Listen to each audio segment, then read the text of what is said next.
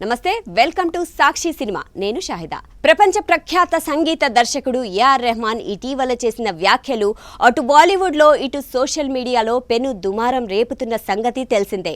గత 8 ఏళ్లుగా హిందీ ఇండస్ట్రీలో తనకు అవకాశాలు తగ్గడానికి కేవలం పవర్ షిఫ్ట్ మాత్రమే కాకుండా కొన్ని కమ్యూనల్ ప్రభావాలు కూడా కారణమై ఉండవచ్చని ఆయన ఓ ఇంటర్వ్యూలో చెప్పడం సంచలనంగా మారింది.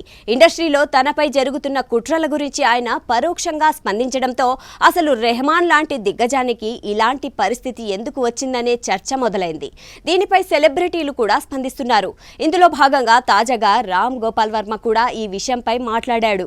రామ్ గోపాల్ వర్మ రెహమాన్ కాంబినేషన్ అంటే ఒకప్పుడు సెన్సేషన్.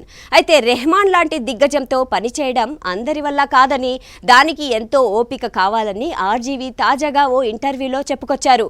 గతంలో బాలీవుడ్ దర్శకుడు సుభాష్ ఘాయ్ యువరాజ్ సినిమా కోసం రెహమాన్ను తీసుకున్నప్పుడు జరిగిన ఓ ఇంట్రెస్టింగ్ సంఘటనను వర్మ గుర్తు చేసుకున్నారు.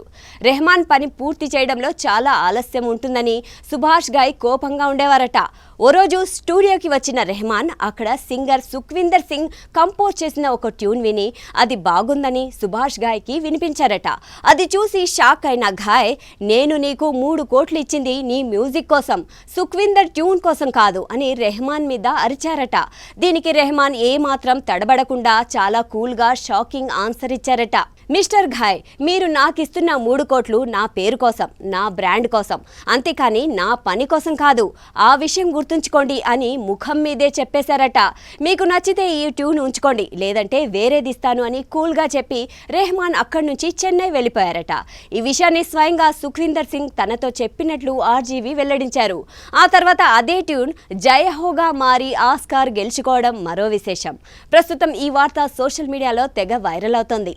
సాక్షి టీవీ ప్రసారాలను నిలిపివేయడం చట్టరీత్యా నేరం. సాక్షి టీవీ ప్రసారాల కోసం మీ స్థానిక కేబుల్ ఆపరేటర్ని వెంటనే సంప్రదించండి. డిటిహెచ్లో, ఇంటర్నెట్లో కూడా సాక్షి టీవీ ప్రసారాలను వీక్షించవచ్చు.